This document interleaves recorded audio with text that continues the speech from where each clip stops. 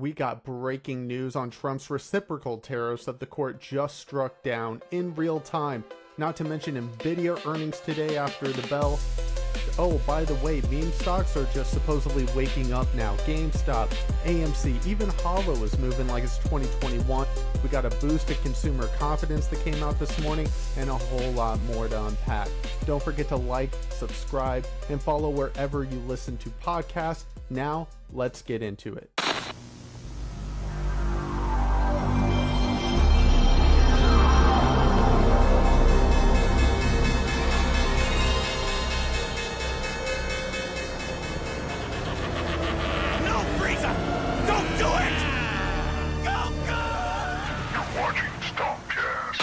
Welcome back to Stonkcast, the market show for the average Joe, whether you're a diamond-handed degenerate looking for the next 500% play or a more conservative swing trader or investor, we've got you covered.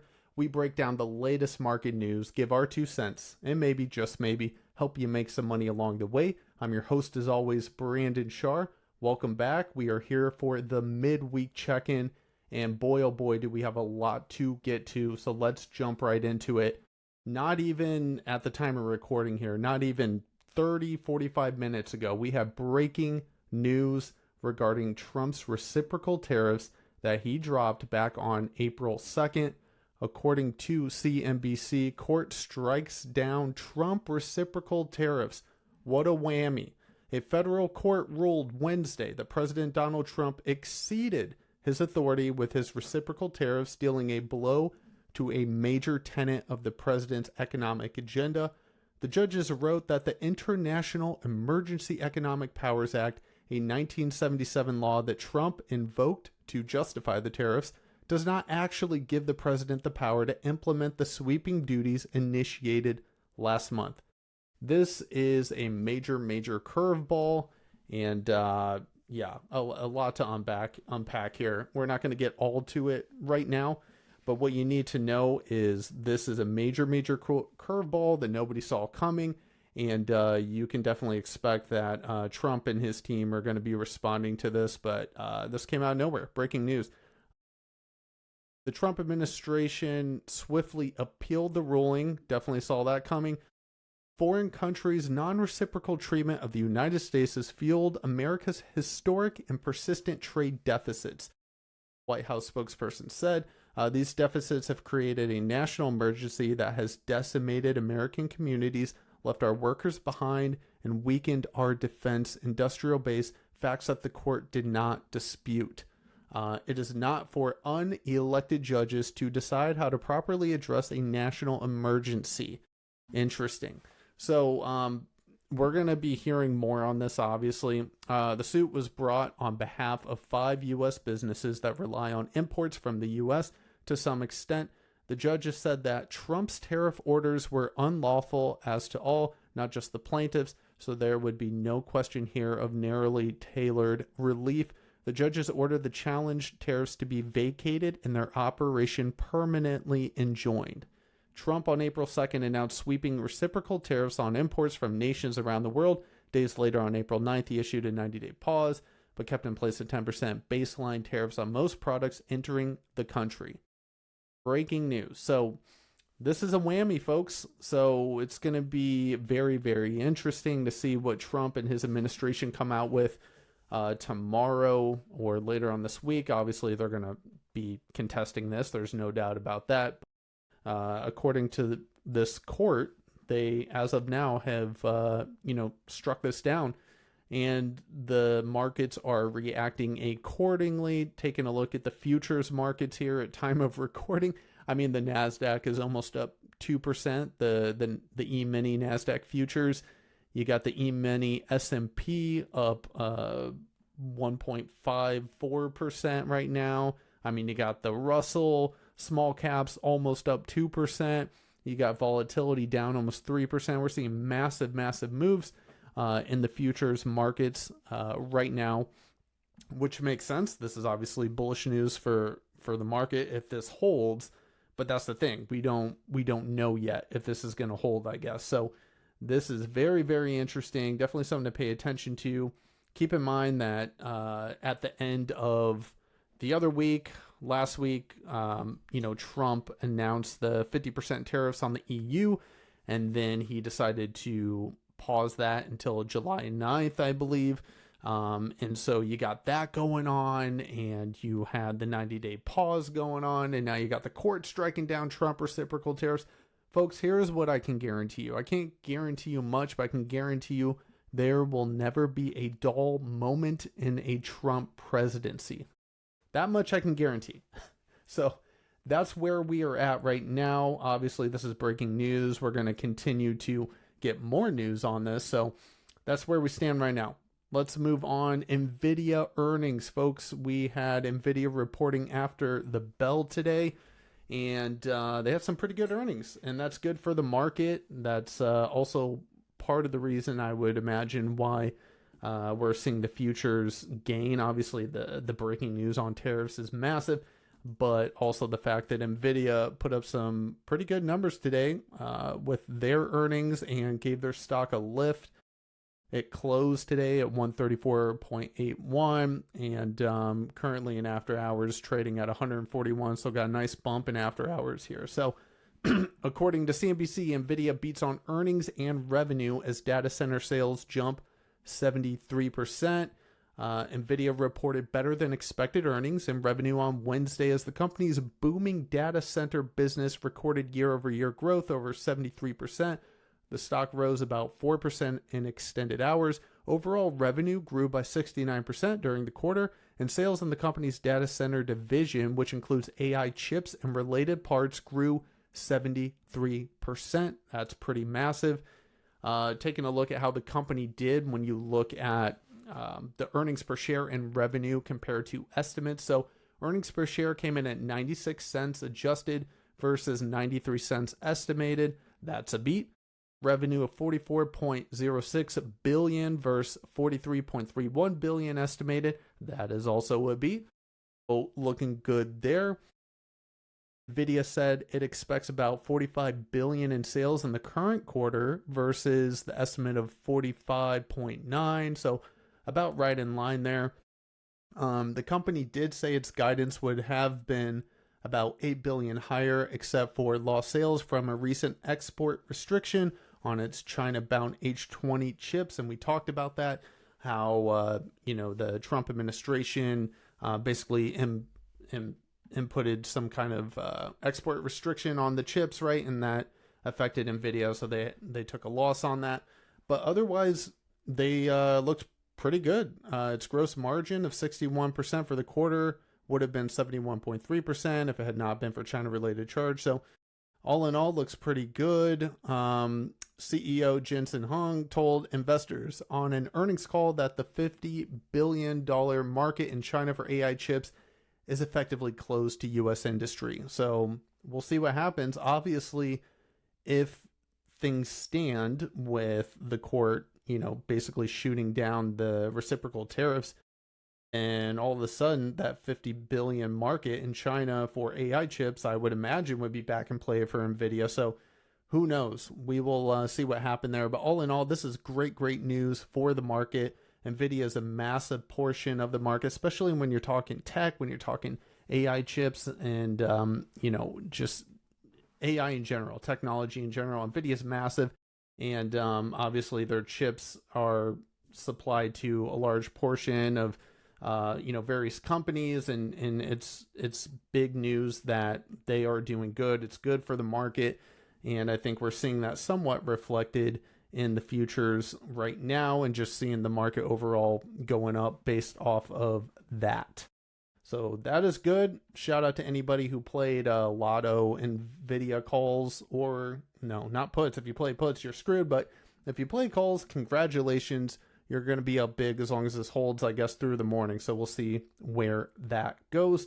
Let's move on now to AMC and GME. Folks, I put out a video last week talking about my horrible experience and failure with AMC back in 2021 and what I was going to be doing differently this go around. And they have been hot lately. Let's just say that.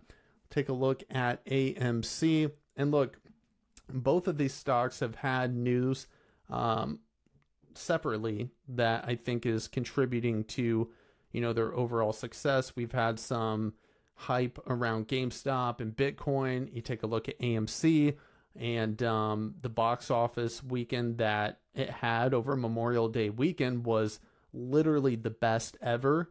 I went and saw Mission Impossible on Sunday and I couldn't find a parking spot. And that's when I knew, folks, that my calls were in a good spot, because that place was jam-packed, and it wasn't just Mission Impossible, Lilo and Stitch. Families were out there. People were at the concessions. I mean, it was jam-packed. It looked great. So if we take a look here at AMC, we did get a nice rally on Friday. Then we had the long weekend. And then coming into Tuesday, we had this giant shoot up. I think at one point AMC was up 23% on Tuesday, at which point I stuck to my plan, which is something I didn't do in 2021. And I sold probably about 95% of my position between my $3 calls that expire in June and my $7 calls that expire in September.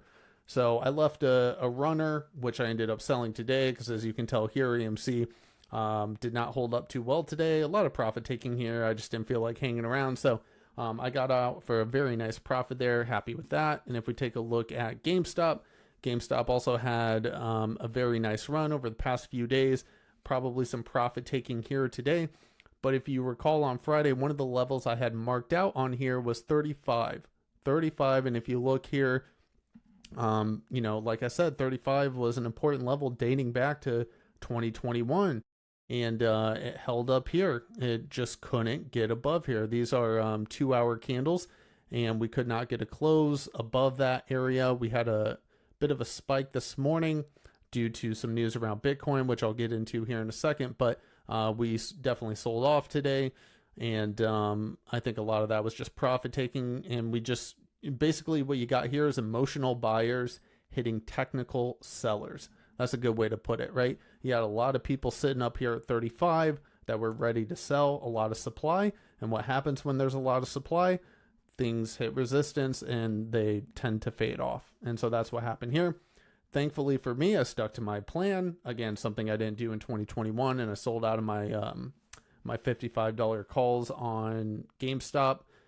Sold those on Tuesday for a very handsome profit. I think it was up over 130%, so I'll take that any day. And look, if it sets up again here, as I'm expecting it will, I'll be looking at it again, but I'm not going to complain about profit. So shout out to anybody out there who's making money on GameStop AMC right now. That's the way you do it. GameStop buys Bitcoin worth $513 million in crypto push. This is pretty big news related to Bitcoin and GameStop. This came out this morning. So GameStop purchased Bitcoin worth about $513 million, the company said on Wednesday, as the ailing video game retailer looks to capitalize on the growing adoption of cryptocurrencies globally. GameStop said in a filing it acquired 4,710 Bitcoins, although it did not disclose the period for the purchases. So I'm not sure exactly when they jumped in and got it, but hey, they got it. The purchases are GameStop's first Bitcoin purchases since unveiling its plans in March to invest in the digital asset, adopting a strategy pioneered by Michael Saylor's Strategy, an enterprise software company, and the largest corporate holder of Bitcoin. So they're basically mimicking Michael Saylor and his company right now. And Strategic Micro, I think is the name of the company, Micro Strategic, something like that. But basically, yeah, they're basically trying to hold up because, in other areas of their fundamentals, I guess, not looking as great. Basically, their brick and mortars, their sales aren't doing that great there. And so they're making a massive investment into Bitcoin. And so I think what you're going to see, given that, is GameStop's going to kind of, I would imagine, start to run more in tandem with Bitcoin. That's what I would venture there. Basically, if Bitcoin's up big, you can expect GameStop's going to kind of reflect that in some degree. Something to pay attention to. Let's see if they continue to add to that position. But here, as the article says from Reuters, for GameStop, which was at the center of 2021's meme stock frenzy, the move could boost investor interest at a time it's struggling to turn around its mainstay business of selling video games through brick-and-mortar stores in the digital age. So they're just trying to, stay afloat and think outside the box and do something differently. Yes, MicroStrategy. So that's Michael Saylor's company, and essentially that is what GameStop is doing right now, is essentially mimicking, what they're doing as it relates to Bitcoin. So we'll see where it goes. It's had a nice run the past week for sure, and had a bit of a pullback today, but I would expect this to continue to set up, especially if we see Bitcoin continue to push, because now we know it is on their balance sheet. Also, according to CNBC, as it relates to AMC, like I was saying, major weekend when it comes to the box office, really just for not just AMC, but movie theaters in general. Movie theater stocks soar after a record-breaking Memorial Day box office. The domestic box office tallied in an estimated $326 million in ticket sales over Memorial Day weekend, the highest haul for the holiday period ever. That's massive. Shares of AMC, Marcus Corporation, and Cinemark soared on Tuesday following a record-breaking weekend. AMC, Cinemark, and Marcus Theaters each posted their best Memorial Day weekend hauls of all time, as well as record food and beverage sales for the holiday. I think that's also important to note here, because I know a lot of people like to, get their tickets, sneak in food and drinks. Not saying I've ever done that.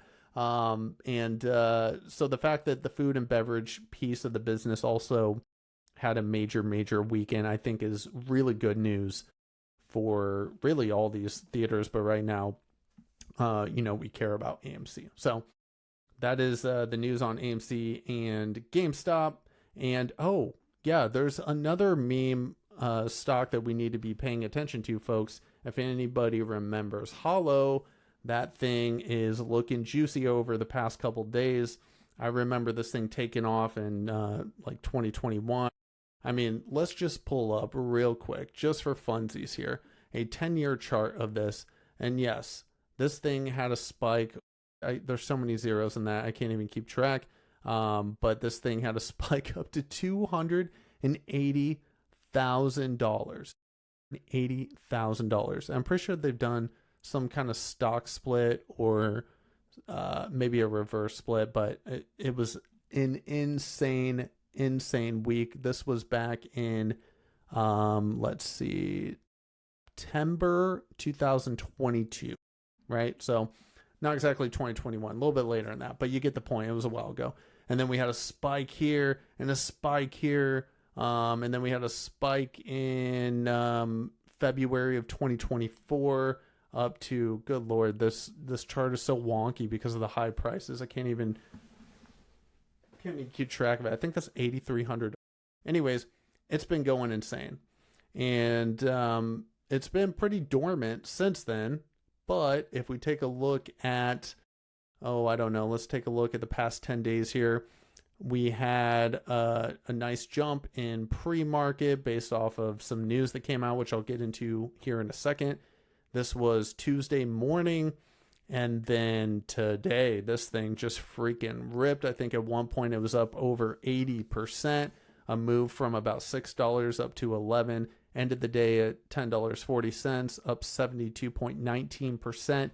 So something to have on your radar for my degenerate traders out there. Not much of an options chain, if at all. But if you're looking to buy shares and you want some speculative play to day trade, this is an excellent candidate, in my opinion.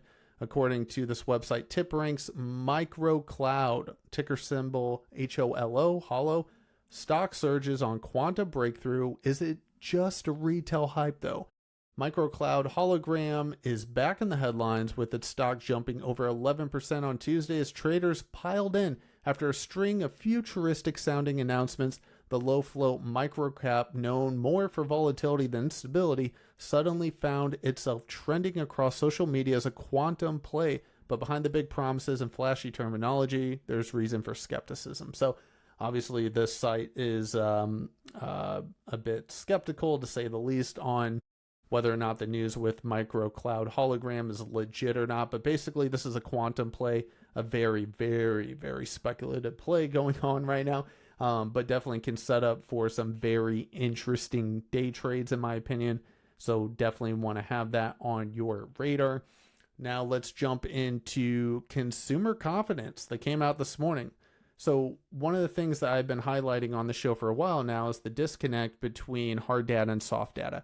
What do I mean by hard data? By hard data, I'm referring to inflation reports, unemployment reports, jobs data like JOLTS, things like that, right?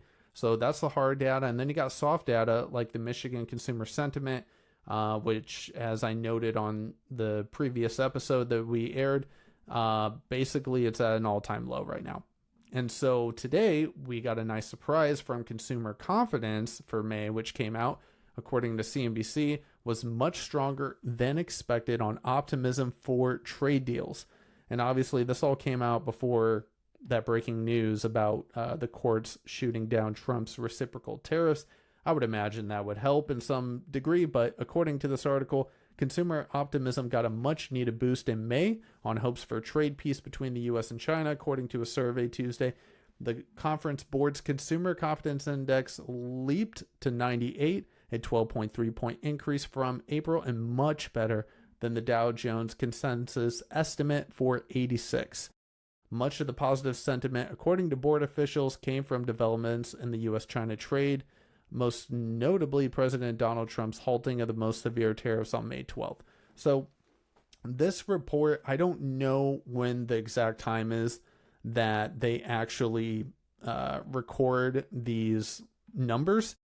But one of the things that I mentioned about consumer sentiment and why I thought it was so low was that it was, in a sense, lagging, meaning I think that they collected that data before Trump announced the 90-day tariff reprieve, and we got the news about China and the US meeting and things like that, right? Before all that news came to light, I think the consumer sentiment was justified being at close to an all-time low, if not an all-time low. And I think that this consumer confidence report that we got today, I think this is more so reflecting actual reality right now, as far as some of the pauses.